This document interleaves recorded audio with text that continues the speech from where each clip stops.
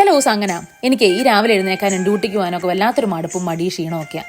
അതെങ്ങനെയാന്ന് പറഞ്ഞാൽ ഞാൻ ഈ വെളുപ്പങ്കാലത്ത് എഴുന്നേക്കുമ്പോഴത്തേക്കിനെ ഇവർ ഈ കട്ടിലെ കിടന്ന് ഉറങ്ങുന്ന കാണുമ്പം ഞാൻ ഓർക്കുവേ ഒരു 5 മിനിറ്റോടെ കിടന്നാലോ എന്ന്. പക്ഷെ ഞാൻ എന്നൊക്കെ അലാം സ്നൂസ് ചെയ്തിട്ടുണ്ടോ അന്നെല്ലാം ഞാൻ ഈ ചക്രശ്വാസം വലിച്ചിടന്ന് ഓടേണ്ടി വരും ഡ്യൂട്ടിക്ക് പോകാനായിട്ട്. ഇനിയിപ്പോൾ ഇവർക്ക് ബ്രേക്ക്ഫാസ്റ്റ് ഉണ്ടാക്കണമല്ലോ. ഇവിടെ നിന്ന് രാവിലെ ഇഡ്ഡലിയാണ്. ഞാൻ സമ്മതിയും സാമ്പാറൊന്നും ഉണ്ടാക്കാൻ നിന്നില്ല. ഫ്രിഡ്ജിൻ്റെ അകത്താണെങ്കിൽ ഇച്ചിരി മിച്ചം മീൻകറിയും ബീഫ് കറിയും ഒക്കെ ഇരിപ്പുണ്ടേ. അതൊക്കെ കൂട്ടി എങ്ങാനും അഡ്ജസ്റ്റ് ചെയ്യട്ടെ. അടുക്കളയിൽ 1/4 മണിക്കൂറൊന്നും എന്തെങ്കിലും ഫുഡ് ഉണ്ടാക്കുന്നത് 5-10 മിനിറ്റ് കൊണ്ട് കഴിച്ചു തീർക്കും.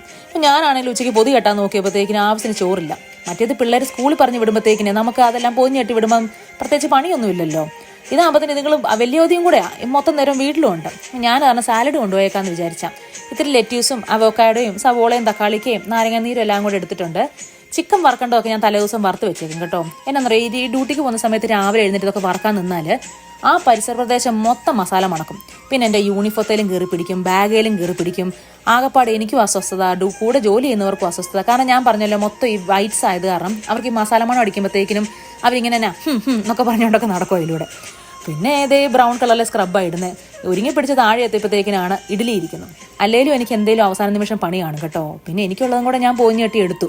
എന്തായാലും ഞാൻ ഇച്ചിരി കുറിക്കാൻ എടുക്കുവേ. എന്നാന്നറിയോ, അവിടെ ചെന്നിരിക്കുമ്പോഴത്തേക്കിന് എനിക്ക് വിശപ്പാം. പിന്നെ മിച്ചം എന്നതാ ഷൂസും ഒക്കെ ഇട്ട് ബാഡ്ജും ഒക്കെ ഇട്ട് എടുത്തിട്ടുണ്ട്.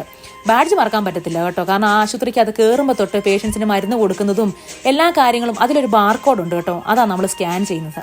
പിന്നെ ഇപ്പോൾ ഈശോയോടും മാതാവിനോടും പറഞ്ഞിട്ട് ഇറങ്ങി. മരുന്നൊന്നും മാറി കുത്തിവെക്കാൻ പാടില്ലല്ലോ. കുരുത്തക്കേടും മണ്ടത്തരവും പൊട്ടത്തരവും ഒന്നും പറ്റരുതല്ലോ. പോയേക്കുവാ. അടുത്ത വീഡിയോ കാണാം. ശരി. ഞാൻ ഓർക്കുവേ, ആരെങ്കിലും എൻ്റെ ഫോണൊക്കെ ഒന്ന് പിടിച്ചു തരാനുണ്ടായിരുന്നെങ്കിൽ നന്നായിട്ടൊക്കെ ഇരുന്ന് വീഡിയോ എടുക്കാമായിരുന്നു. പക്ഷെ ഇവിടെ ഉള്ളവരോടൊക്കെ പറഞ്ഞു കഴിഞ്ഞാൽ ഒരു രക്ഷയില്ല. കെട്ടിയവനോടെ കാര്യം പറഞ്ഞുകൊണ്ട് ചെന്ന് കഴിഞ്ഞാൽ പറയുവേ, നീ വേറെ പണി പോയി നോക്കടിയെന്ന്. പിള്ളേരോടൊന്ന് ഫോൺ പിടിച്ച് തരാമോന്ന് ചോദിച്ചു കഴിഞ്ഞാൽ പറയും, അമ്മയ്ക്ക് സ്റ്റാൻഡ് ഇല്ലേ, can you use that stand എന്ന്. അതുകൂടെ കേൾക്കുമ്പോഴത്തേ ഞാൻ ഓർക്കും, ആരപ്പം ഈ റീൽ ഉണ്ടാക്കിയെന്ന്. ദേ ഫോൺ അവിടെ വെച്ചേക്കോ, ഇനിയിപ്പോൾ അതെടുക്കണമല്ലോ. അപ്പം ശരി, അടുത്ത വീഡിയോ കാണാം.